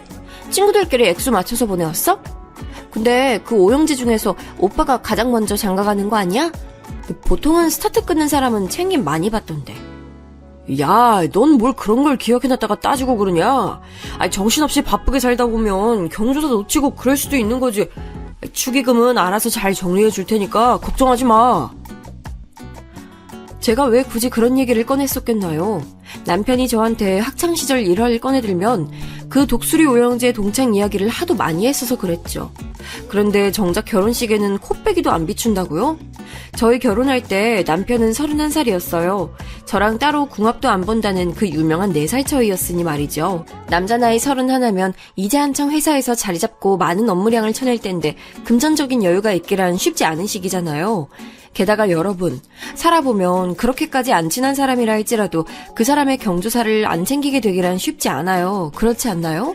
그래서 참 희한하다 싶어서 제가 고개를 갸웃했었네요. 그뿐만 아니라 그 정신없고 경황 없었던 결혼식장에도 제가 특이한 점을 포착했었지 뭔가요. 여기 뷔페 괜찮아 보이는데 못 먹고 가서 아쉽네. 결혼식 하객 알바가 다 그렇지 뭐. 식사 제공하는 경우는 거의 없어. 그냥 머리수 채워주고 호응해주고 사진 찍을 때 구석에 서주고 이런 걸로 일당 챙기면 끝이니까 얼른 가자고. 더 있으나 덜 있으나 일당 들어오는 금액은 똑같은데 빨리 자리 뜨는 게 이득이지. 남편 쪽 하객이었던 사람들이 자기들끼리 떠드는 소리를 제가 아주 우연히 접해버렸던 거예요. 세상에 결혼식 하객 알바라뇨. 그건 자기 결혼식에 부를 사람이 하도 없어서 고민되는 신랑 신부가 사용하는 최후의 카드나 다름없거든요. 돈 주고 자기 하객인 것처럼 와줄 사람을 고용하는 거예요. 그런데 남편이 하객 알바를 썼더니 믿어지지가 않았어요. 결혼식 일주일 전에도 저한테 이렇게 말했던 사람이었으니까요. 채연아, 결혼식 때 몇 명 안아줄까봐 걱정하고 있는 거 아니지? 청첩장 인사 나왔을 때 네가 한숨 쉬었던 게 생각나서. 아니야 오빠, 별로 걱정 안 해. 어차피 올 사람들이 딱 정해져 있어서 그런가 봐. 나 인맥 넓지 않은 거 모두가 아니까 딱히 민망하진 않아서 다행이란 생각 중이야.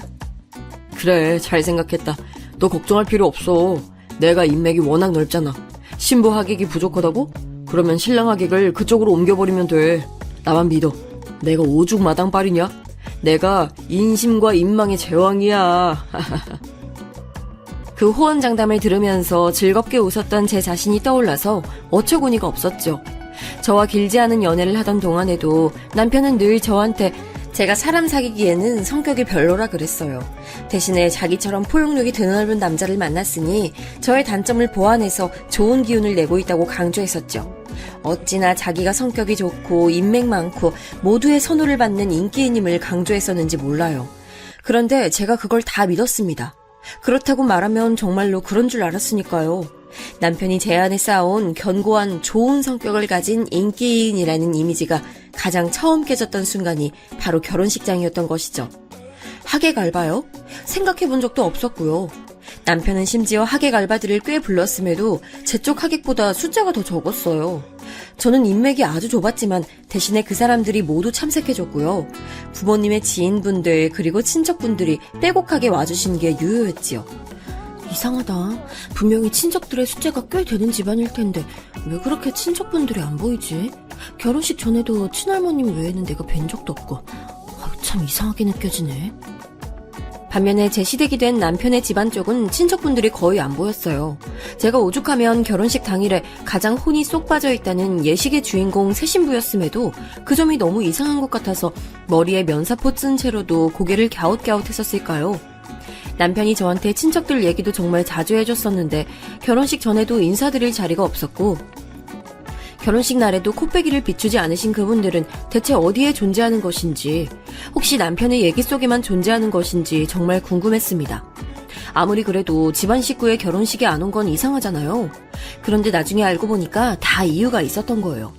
왜 하객 알바니 친척들 불참인이를 들먹이면서 자기를 창피하게 만들냐며 되려 적반하장으로 나왔던 남편의 앞에서 저는 결혼식 날에 기가 좀 살았던 것이 비록 좁은 인맥이지만 전원 참석했다는 것과 더불어서 저의 가장 절친한 친구가 축의금을 20만 원 내면서 결혼식장에서의 자잘한 일들을 모두 거들어줬단 것이었어요.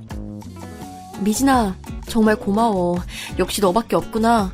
내가 친구와 가나는 정말 잘 둔 것 같아서 나 지금 눈물 나오려고 그래. 새 신부가 눈물 흘려봤자 비싸게 돈 주고 받은 신부 화장만 번져. 괜히 울지 마.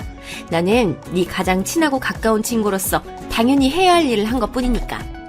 저를 든든하게 다독여줬던 친구 미진이는 결혼 당시 기준으로 봐도 10년이 넘게 인연을 유지한 진짜 백이 제 사람이었어요. 인간관계를 좁고 깊게 만드는 저 같은 유형의 분들이 또 계신다면 공감이 가시겠지만 이런 사람에게는 오랜 세월을 함께 알고 지내온 유별난 존재가 꼭 하나씩은 있다죠. 그런 존재와 특별하게 마찰을 빚는 불상사가 일어나지 않는 이상 꾸준히 인연을 이어가게 되어 있거든요. 제가 결혼 소식을 가장 먼저 전했던 대상들 중에서 가장 1순위로 가까웠던 이를 뽑는다면 고민 없이 저의 가장 오래된 인연인 미진이었습니다. 중학교 1학년 때 같은 반으로 배정된 것을 계기로 인연을 쌓게 됐죠. 제가 미리 말씀을 한번 드려놓자면요. 남편 외에 저로 하여금 이렇게 사연까지 쓰게 만든 큰 요인이 미진이라고 볼 수 있어요. 미진이와 저는 정작 중학교 1학년 때 친하게 지내진 않았어요. 인사나 주고받는 같은 반 친구일 뿐이었죠. 저는 소심하고 조용했지만 편한 친구에게는 농담을 먼저 거는 모습을 지니고 있던 학생이었고요. 미진이는 반대로 학교에서 잘 놀 줄 아는 무리와 어울리며 존재감을 과시하는 학생이었어요. 여러분도 아시겠지만 학교라는 세계 안에서는 부류가 정확히 나뉘잖아요. 그래서 저와 미진이는 속한 무리가 달랐기에 접점이 없었네요. 아마 당시에 미진이가 보기에 저 같은 애들은 재미없고 놀 줄 모르는 유치한 무리로 보였을 거예요. 공부에 매진하는 모범생은 아니지만 그렇다고 노는데 치중하지도 않는 어중이 떠중이, 그게 바로 저였죠. 그런데 존재감이 힘이 있던 제가 미진이랑 어떻게 엮였는가 하면 서로의 가정사를 우연히 알고 나서부터였어요. 그런 걸 보면 사춘기 나이 때는 확실히 공감대라는 게 중요한 것 같네요. 미진이네 집안은 당시에 그 부모님이 친척 어르신을 믿고 돈을 빌려주셨다가 못 돌려받으셨어요. 그 친척 어르신네가 아예 도망가 버렸거든요. 외국으로 몰래 떠났다는 사실은 이듬해가 되어서야 밝혀졌었죠. 지금도 이런 일이 왜 없겠는가 하냐마는 예전에는 야반도주라든지 남의 돈 떼어먹고 멀리 도망가서 숨는 일이 더욱 비일비재했던 듯 싶습니다. 그런데다가 미진이의 친오빠가 하필 그때 오토바이 사고를 크게 당해서 병원 신세를 한동안 졌었어요. 비극이라면 오토바이 사고의 가해자가 미진이 친오빠였던 거겠죠. 돈이라곤 먹고 죽을래도 없었던 때였건만 피해자 측에 보상을 해줘야 했던 상황이었으니 마침 그 오토바이 사고가 났던 데가 저희 집 근처였어요. 거기가 CCTV 사각지대였는데 그래서 미진이의 어머님께서 목격자를 찾는다고 열심히 두 발로 돌아다니시다가 저희 집까지 어느 날은 찾아오셨었죠. 아직도 생생히 기억하는 게 그 추운 날씨에 자주색 겨울잠바 차림으로 볼이 빨갛게 트셔서는 애타게 이런 걸 물어보셨던 어머님의 모습이에요. 저녁 시간에 대단히 실례합니다. 저기 혹시 13일 오후에 요 앞에서 일어난 오토바이 사고요. 목격하신 바가 있나 해서요. 그 오토바이 몰았던 게 저희 아들인데요. 아무래도 좀 억울한 측면이 있어서 그렇습니다. 간절한 어머님의 목소리와는 대비되도록 저희 집 분위기가 무척 썰렁했던 것으로 기억해요. 그때가 저희 부모님이 이혼 한 해 만회하면서 한창 싸우실 시기였거든요. 저라도 뭔가 적극적으로 반응을 해드리고 싶어서 그 현장을 보진 못했지만 목격한 이웃이 나온다면 꼭 알려드리겠다고 어머님께 말씀을 드렸었죠. 그런데 어머님께서 문득 제 차림새를 살피시더라고요.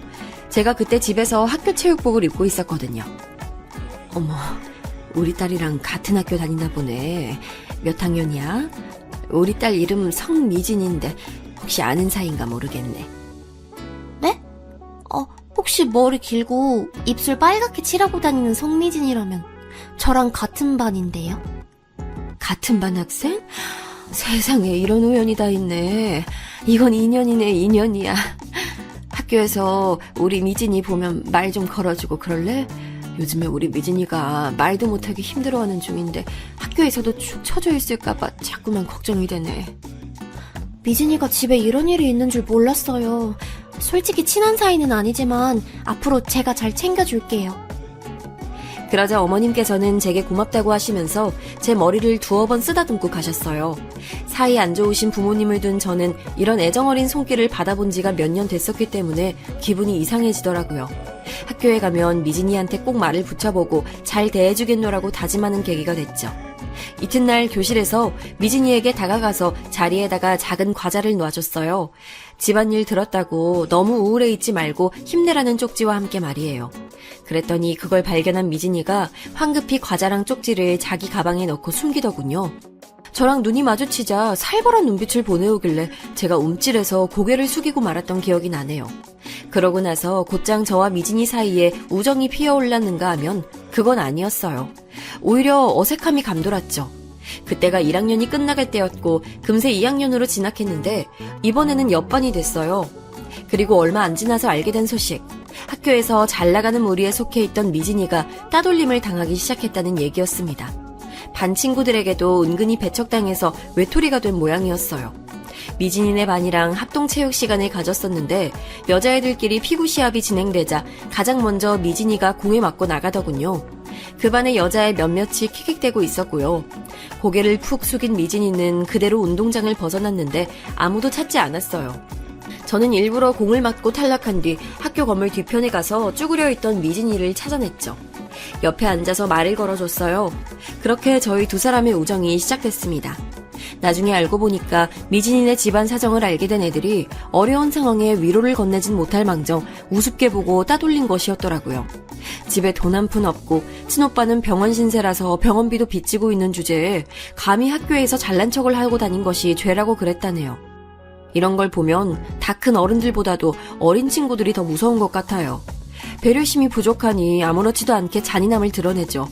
저는 따돌림 당하는 미진이에게 친구가 돼주었고 미진이는 가정 불화를 겪으며 마음이 불안해질 때가 많았던 저의 고민을 들어주는 상담사가 돼주었어요.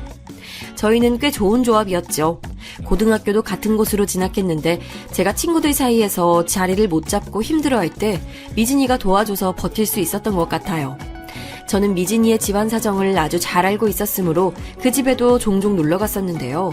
안 좋은 일이 여러 차례 닥치면 마음이란 게 버티기 힘든가 봐요. 미진이네 부모님께서는 끝내 이혼을 하셨고 오토바이 사고 후유증으로 고생하던 그 친오빠는 먼 친척분이 사시는 시골 마을로 내려갔어요.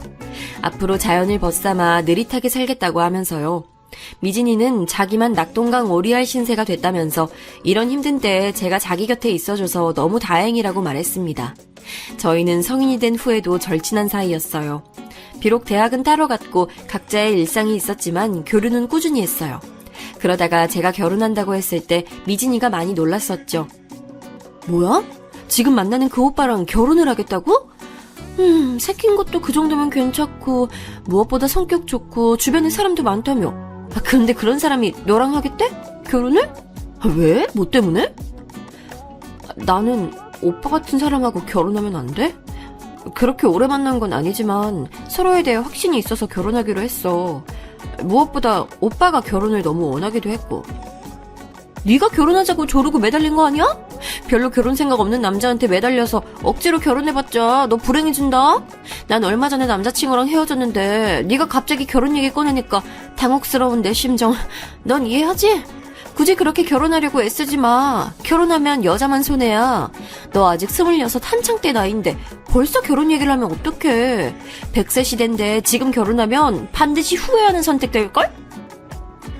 갑자기 눈빛이 확 돌변해서는 저한테 무서우리만치 쏘아대더라고요. 제가 아는 미진이가 아닌 것 같아서 그때 좀 당황했어요. 놀란 나머지 말문이 막혔었고 어영부영 자리를 떴었죠. 그리고 이튿날 미진이가 저한테 사과를 해왔어요. 자기가 그때는 감기 기운이 있어서 헛소리를 좀 했대요. 저는 그런 줄 알고 다행이다 싶어서 넘겼었고요. 저의 결혼 과정에서 가장 많은 참견을 해줬던 미진이는 축의금으로 20만 원을 냈고 신혼여행 떠나는 저에게 이런 말을 남겼어요.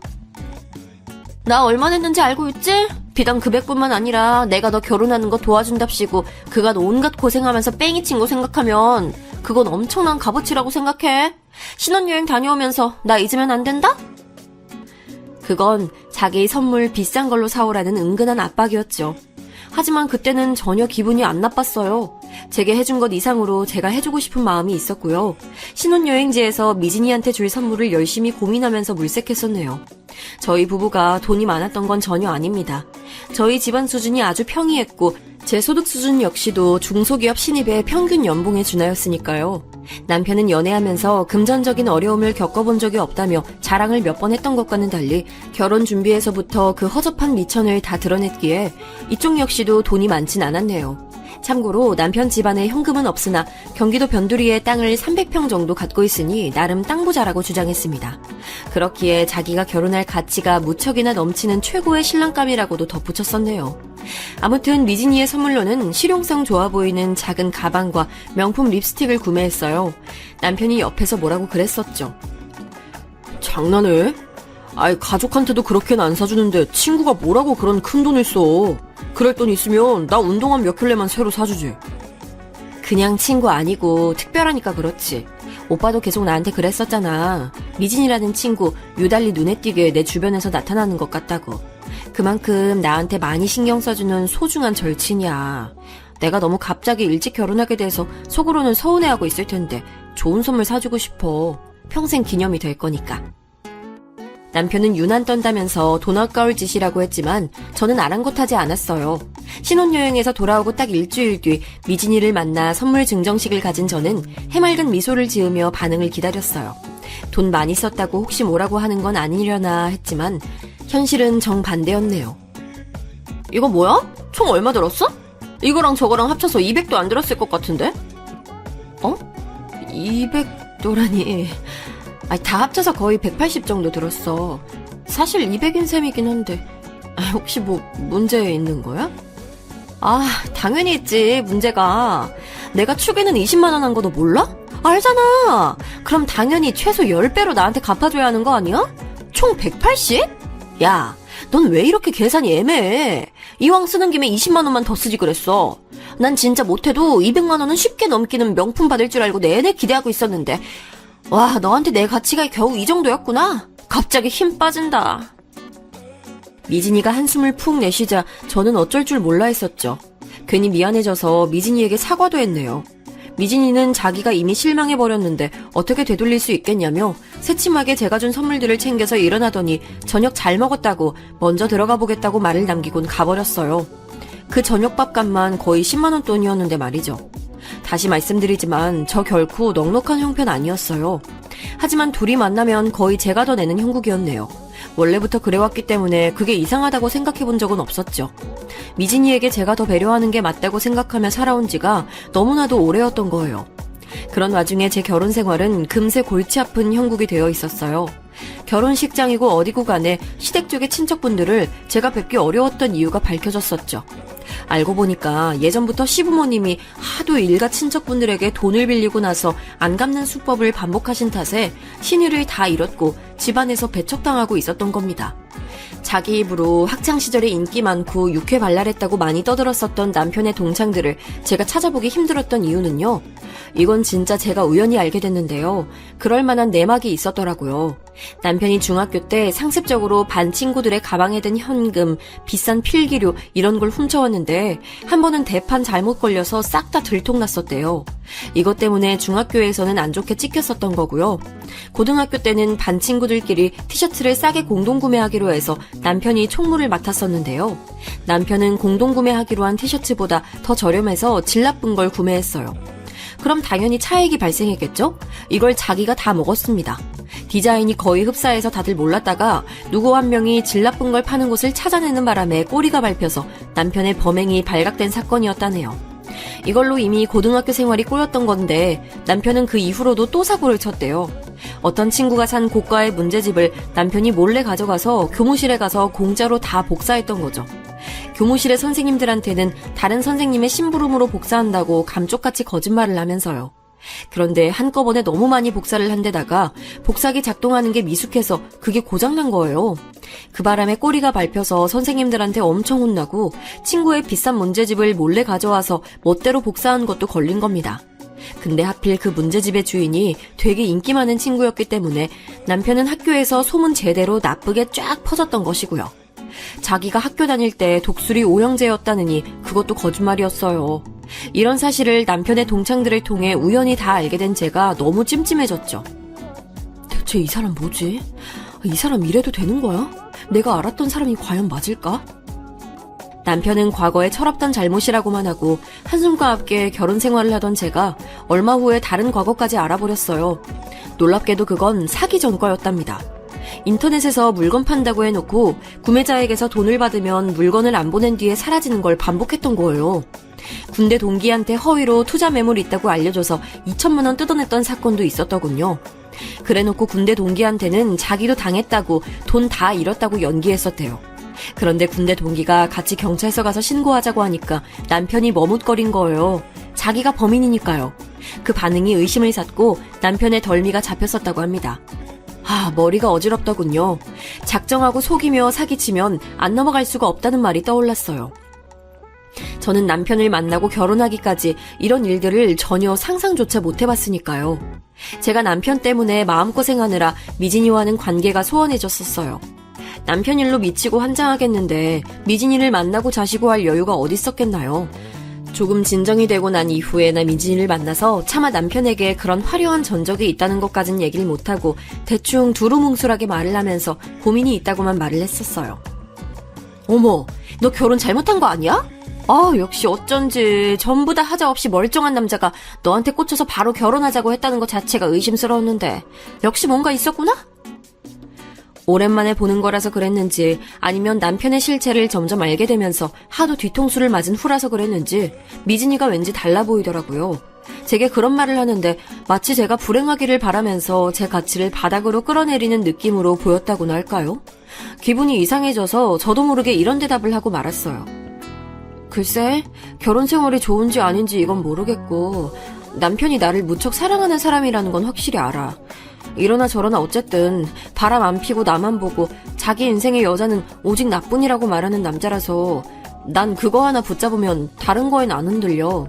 남편이 나만 절절하게 바라본다는 것에서 오는 믿음, 굳건한 신뢰가 있어. 남편은 나에게 사랑받는 여자의 행복이 뭔지 알려준 사람이야. 이것만 안 깨지면 난 안 불행해. 저도 왜 이런 말을 하고 말았는지 모르겠는데 분명한 건 미진이의 표정이 좋지 않아졌다는 것이었죠. 잠시 후 맥주를 마시니까 자꾸 화장실 가고 싶다면서 툴툴대더니 미진이가 일어났어요. 취했는지 휴대폰을 테이블 위에 두고 화장실로 향했죠. 저도 모르게 화면이 켜져 있는 미진이의 휴대폰을 쳐다보게 됐어요. 사람 호기심이라는 게 정말 강력하더라고요. 휴대폰으로 뻗는 제 손길을 스스로 통제할 수 없었으니 말이에요. 어쩌면 저도 그 순간에 많이 취해 있었는지도 모르죠. 그리고 제가 제 인생에서 가장 절친한 미진이의 휴대폰에서 뭔가를 발견하고 말았습니다. 날짜를 확인하는 휴대폰 달력으로 무심코 들어갔다가 미진이가 이걸 자기 일기장으로 썼다는 사실을 발견한 거예요. 날짜마다 메모가 있었는데 그게 짧은 일기였던 거죠. 궁금해서 저는 제 결혼식 날짜를 찾아서 눌러봤다가 그대로 휴대폰을 떨어뜨릴 뻔했어요. 내용에 너무 놀라서요. 결혼식장에서 저희 부모님 보면서 구역질이 났다고 했어요. 내 부모는 이혼했는데 저 인간들은 왜 이혼을 간만 보고 끝내 안 한 거야? 내가 그렇게 이혼하라고 10년간 기도했는데. 우리 엄마는 오빠 오토바이 사고 이후로 나이보다 훨씬 늙어 보이고 마음고생한 티 팍팍 나는데 저 아줌씨는 피부가 탱탱하네. 자기 딸 시집 보낸다고 입이 귀에 걸렸구나. 얄미워서 미치겠다. 제가 보고 있는 게 사실인지 안 믿기더라고요. 제 친척들을 보면서도 역겨웠대요. 자기는 친척들하고 교류 없고 친오빠랑도 연락 안 하는데 가족 많은 제가 증오스러웠대요. 신혼여행 다녀오면서 180만 원도 안 쓴 제가 짜증난다고도 적혀 있었죠. 파산할 때까지 다 뜯어먹고 싶다. 말장난 조금만 치면 넘어오는 호구니까 더 작업해야지. 옛날에 나한테 과자 주고 쪽지 주고 이러면서 동정 베푼 거 아직까지도 열받아. 거지한테 적선하는 태도였지. 자기가 날 구해줬다고 착각하고 유세했다는 거 너무 웃겨. 더 대단했던 건 고등학교 올라가서 저에 대한 안 좋은 소문을 미진이가 퍼뜨렸었단 사실이에요. 저를 따돌림 당하게 만들어 놓은 범인이었던 주제에 저를 도와주는 척 했었다니. 제가 고등학교 때 얼마나 힘들었고 얼마나 미진이에게 그래서 고마웠었는데 충격적이었어요. 제 남편 얘기도 있었죠. 객관적으로 조건 별론데 저한테 아깝다고. 부부 사이를 갈라놓는 게 자기 목표라고 적혀있는 걸 보고 있는데 미진이가 자리로 돌아왔어요. 남의 휴대폰을 왜 보고 있냐고 미진이가 화를 내길래 제가 조용히 물어봤죠. 너 지금까지 다 가식이었어? 나 혼자 친구였니? 내가 너한테 얼마나 잘해줬는데, 얼마나 베풀었는데. 왜? 아까운가 봐? 얼마치 베풀었는지 계산 다 해봤겠지? 난 네 이런 모습이 옛날부터 싫었어. 착한 척 동정심 많은 척하는 거랑 우리 엄마 들먹이면서 자꾸 나한테 엇나가지 말라고 가짜않게 충고하는 거. 너 정말 삐뚤어졌구나. 너 괴물 같아. 생긴 건 멀쩡한데 속은 괴물이야. 이런 너의 실체를 사랑해줄 사람이 있을까? 남의 남편 넘보지 말고 네 인생이나 착실하게 살아. 나오면서 미진이한테 별별 욕을 다 들었지만 저는 꿋꿋하게 짐 챙겨서 먼저 나왔어요. 눈물이 줄줄 흘렀죠. 집에 도착했더니 남편이 헤드셋 쓰고 게임하느라 저 온 거 쳐다보지도 않더군요. 속이 뒤집어졌어요. 결혼 전에 알았던 모습은 어디로 가버렸는지 알 길이 없었어요. 게다가 벌이도 들쑥날쑥, 시부모님께도 말씀드렸지만 소용없었네요. 두 분은 당신들도 아들 일 관여 못한다고 저보고 알아서 하라고 하셨어요. 결혼 전에는 살뜰하게 챙겨주겠다고 하셨으면서 배신감 들었네요. 참을인자 새기면서 살아가던 어느 날 남편이 또 사고를 쳤어요. 아이돌 가수들 공연한다 그러면 이제 팬들이 표를 예매해서 공연을 가는 건데 표를 못 구한 팬들이 인터넷에서 표를 찾거든요. 근데 남편이 표도 없으면서 있는 것처럼 꾸민 후에 사기를 친 거예요. 돈을 받고서 잠적하는 수법을 쓴 거였죠. 제 남편이 범죄자라는 사실이 저를 미치게 만들었어요.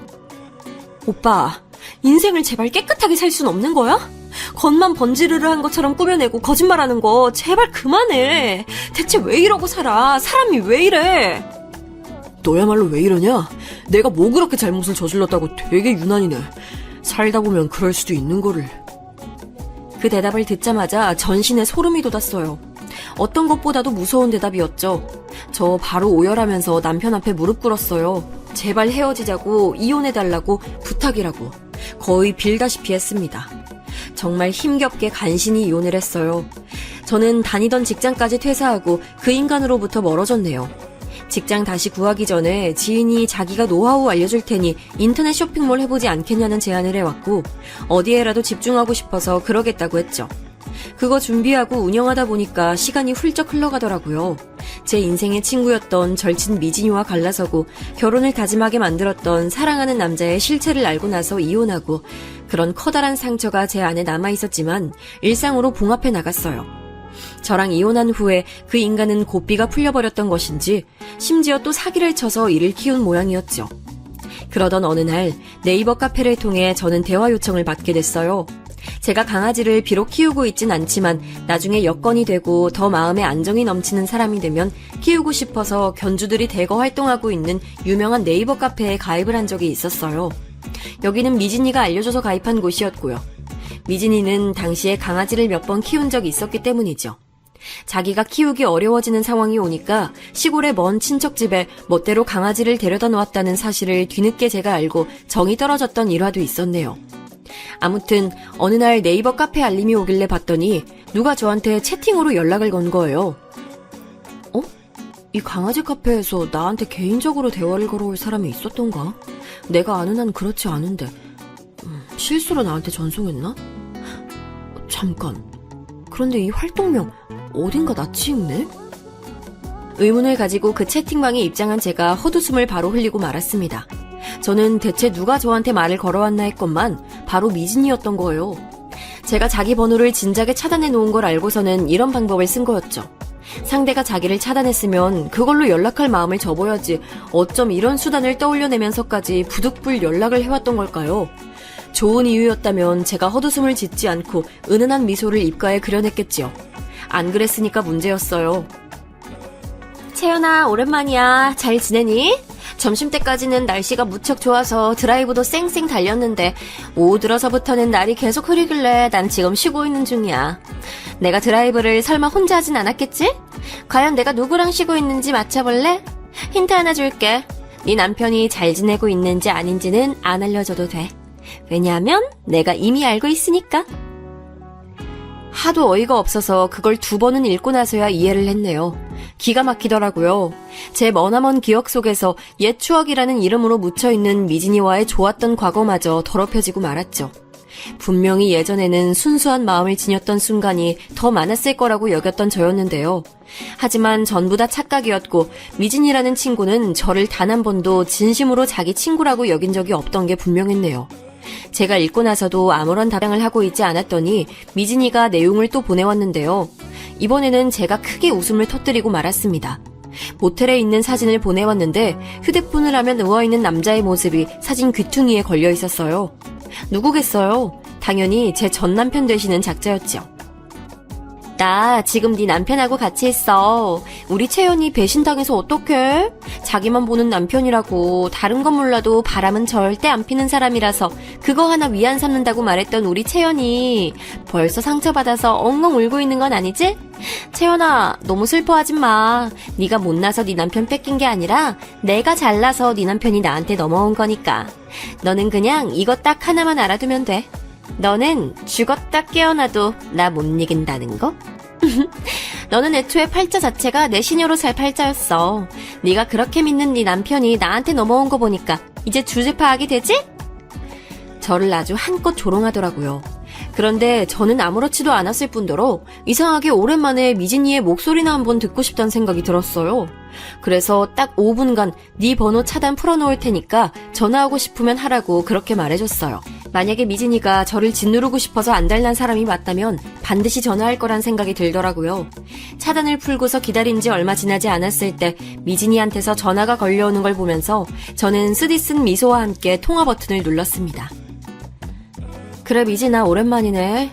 나는 내 친구가 잘 지내길 대신 바랐는데 겨우 이렇게 지내고 있었어? 지금 모텔이야? 너 어디까지 추해질 거니? 너 스스로 네 가치를 깎아먹는구나. 뭐라고?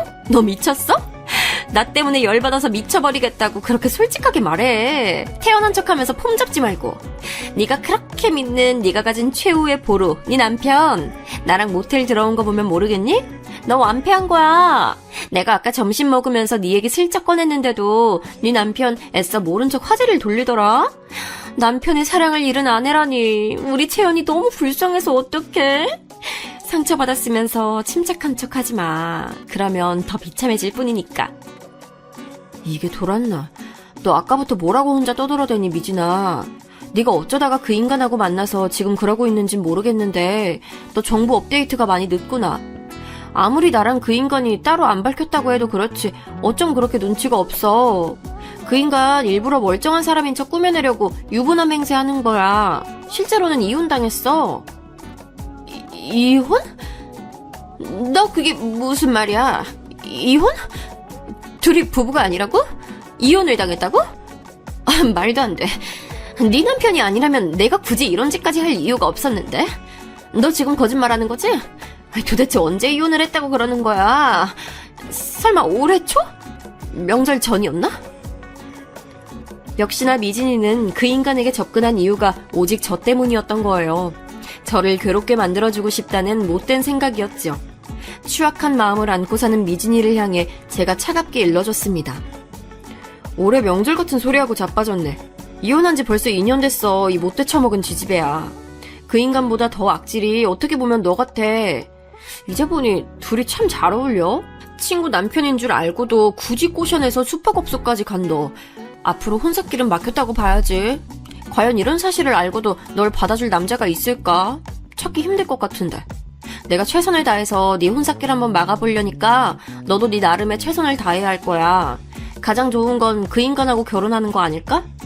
그럼 이제 사기 전과 10범하고 행복하게 잘 살아봐. 사기 전과 10범? 이 사람이 그런 이력을 가지고 있다고? 설마 그게 진짜일 리가. 그럼 난 지금까지 뭘 위해서 이 모든 헛짓거리를 해온 거야. 이건 정말 있을 수 없는 일이잖아. 이럴 순 없어. 미진이가 꽤 비명을 지르더니 충격이 극심했는지 거의 뒤로 넘어가는 소리가 들려왔어요. 거품 물고 발작해대며 후회로 몸부림치는 미진이의 소리를 들으며 통화를 종료한 저는 다시금 그 번호에 대고 차단 버튼을 눌러줬네요. 조금의 찜찜함도 남지 않은 후련함이었어요. 미진이가 제 생각보다 더욱 악랄하고도 집요했다는 사실에 가슴이 잠시 답답해지긴 했지만 금세 가셨죠. 제 인생에서 가장 큰 걸림돌이었던 두 사람에게 동시에 완벽한 작별 인사를 해낸 기분이라서 묘한 뿌듯함도 들었네요. 먼 과거 속에서만큼은 저의 좋은 친구였다고 애써 과거를 미화했었던 저는 그 짓을 그만뒀죠. 그러고 나니까 속이 개운해져서 앞으로 제가 만들어갈 새로운 인연들에게 쏟을 에너지를 보충할 수 있었답니다. 그 후로 그 두 작자들은 어떻게 됐냐고요? 당연히 붙어먹었던 것을 중단하고 갈라섰죠. 그 인간이 미진이한테 둘이서 몇 차례 데이트하는 동안 자기가 냈던 금액을 돌려달라면서 따졌었다네요. 정말 여러 방면으로 찌질한 놈 같아요. 저한테 이혼당하고 나서 더욱 악에 받쳐 사느라 절이 된 듯 싶더라고요. 제대로 찌질한 놈한테 잘못 걸린 미진이는 노이로제 걸려서 마음고생 심하게 하느라 직장도 그만뒀고요. 그러다가 문득 생각해보니까 화가 났었던 건지 그 인간이 자기한테 이혼 사실 안 밝히고 사기쳤기 때문에 이것에 대한 배상을 받아야겠다면서 길길이 날뛰었다고 합니다. 한마디로 둘이서 개싸움을 시작했던 거예요. 사기전과 시범의 제정신 아닌 놈인데 그 정도 사기쳤던 걸 가지고 배상을 해줬겠나요? 안 해줬겠죠. 하지만 미진이도 만만치 않은 악발이었기 때문에 끊임없이 배상을 요구하며 고소하겠다고 길길이 날뛰었고 그 때문에 일상에 지장이 생긴 그 인간도 한동안 무지막지하게 시달렸다는 후문을 들었네요. 그로부터 몇 달이 더 지났을 때 미진이한테서 연락을 받았었어요. 기상천외한 방법을 써서라도 저한테 연락을 해온 걸 보고선 내심 그 집요함에 놀랐었네요. 무슨 볼일인가 했더니 저한테 사과를 하고 싶다 그랬습니다. 내가 정말 미안했어. 미쳤었어. 진짜 제정신이 아닌 채로 살아왔던 거야. 나를 진정으로 위해주고 아껴주는 친구는 너뿐이었는데 내가 왜 그랬을까? 진짜를 알아보지 못한 바보 같은 내 자신이 원망스러워. 너랑 행복했던 기억들이 너무 많아. 이대로 우리 영영 절교한 채 남은 인생 살아가기는 너무 슬프고 아쉽지 않니? 나만 그런 거야? 채연아, 부디 서로의 과오를 덮어주기로 하고 우리 앞으로는 더 진한 우정 다져보자. 서로의 과오라니? 네 과오는 너도 알고 나도 아니까 넘어가고 그럼 내 과오는 뭐였는데? 너만 잘못을 저질렀던 걸 가지고 괜히 나까지 끌어들여서 함께 잘못했던 걸로 위장하려는 건 아니지? 미진아, 수지가 맞아야 일을 진행하는 건데 이건 나한테 너무 불공평하잖아. 내가 너랑 다시 우정을 쌓아보고 싶겠니? 친구 사이에 수지가 맞아야 한다니, 불공평하다더니 그런 소리를 왜 해? 나 너무 섭섭하다. 난 너랑은 진짜 그런 거 안 따지고 싶어. 우리 아무것도 상관 말고 다시 좋은 친구 사이로 돌아가는 것만 생각하면 안 될까? 그래, 네가 정 그렇다면 나도 좀 흔들리네.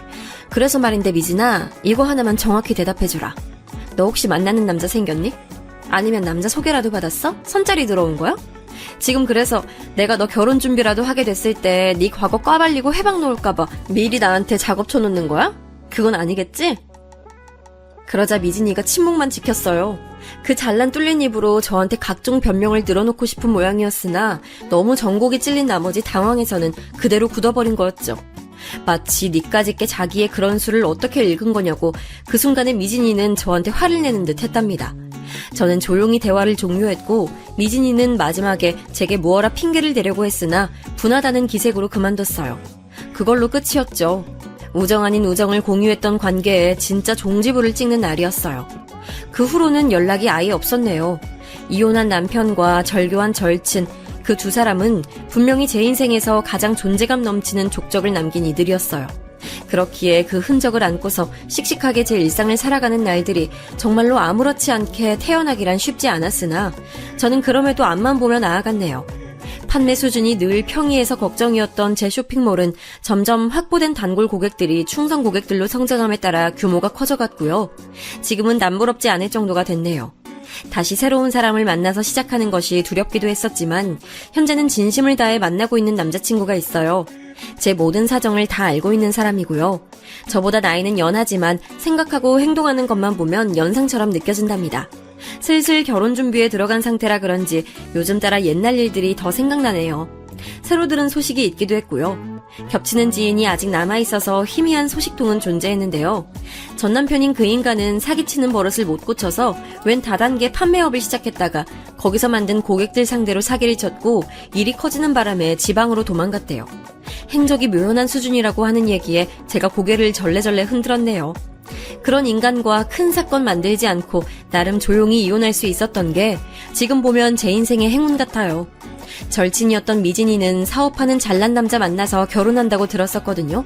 그런데 알고 보니 그 남자의 사업이란 것에 문제가 많았나 봅니다. 결혼 앞두고 구속됐대요. 그 남자 집안에도 온통 수상한 점 투성이었고요. 약혼녀였던 미진이는 졸지에 경찰 조사 받고 다녔죠. 결혼하면 부잣집 사모님 될 줄 알고 돈 펑펑 쓰고 다녔었다는데 그 때문에 갑자기 빚쟁이 됐어요. 가방부터 신발까지 자기가 가진 모든 것들을 중고 판매 사이트에 내놓고서 열심히 팔고 있는 걸 본 게 마지막 근황이었답니다.